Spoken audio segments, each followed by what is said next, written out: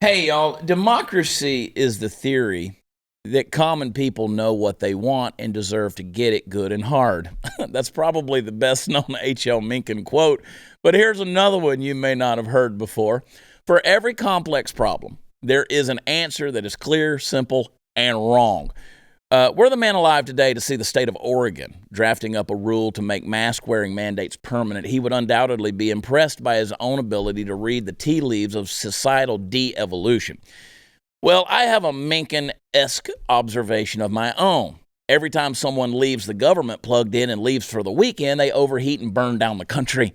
Apologists among the policymakers for this soon-to-be permanent boondoggle were quick to point out that making mask mandates in the state permanent doesn't mean that the rule can't be overturned later. It's just that when an order like the current mandate is listed as, quote, temporary, they only have 180 days and can't extend it beyond that. So there you go. Half a year is not enough. So listen, folks, if that notion doesn't make your blood boil, you're not paying close enough attention to how the sausage is made in this country, or you're living in an area where you feel safe and have therefore become too comfortable. This is a big deal, a conundrum of epic proportions, a blight on the already blighted surface of real politique. All right? It's a giant turd sandwich on a sale for a nevertheless huge percentage of your freedom, if you will. I'm not lying to you, folks. It's a big deal. I need the government to have more power to determine how people act within the confines of their own personal liberty, I need a hole in my head. And so do you, folks. The sooner we realize that once the vacuum is turned on, listen, and once you turn that vacuum on, it can either be turned off or reversed. But as soon as you turn that vacuum on, the sooner we're apt to wake up and get a handle on this thing. Time is a luxury never afforded to us in the maintenance of freedom. As Ronald Reagan once said, freedom is never more than one generation away from extinction. Now, if you think about it, that's the central theme of just about everything that I say on this show, and it's certainly the central theme of me getting into politics and running for office.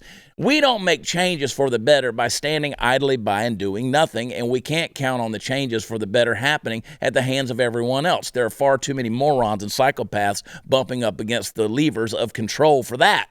But it's in Oregon, I can hear some of you saying. They're practically California. How are they our problem out here in the freer hinterlands, huh? They're our problem because the ideological substrate that holds up their world is infectious, far more infectious than a freedom-based ideology is or ever could be. We have to work to maintain freedom. See, listen to me, folks. Tyranny has the advantage of being popular because it dresses in the same clothing as the sheep and offers you the opportunity to walk through your life without having to think critically about what you're doing. I hope you understand what I mean. Tyranny is attractive to people who don't know that it's tyranny.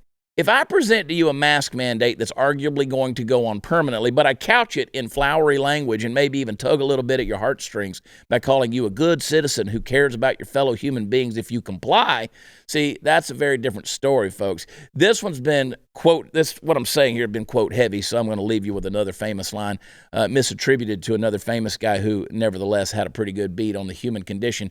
P.T. Barnum is supposed to have said, there's a sucker born every minute. He didn't actually say that, but he was right.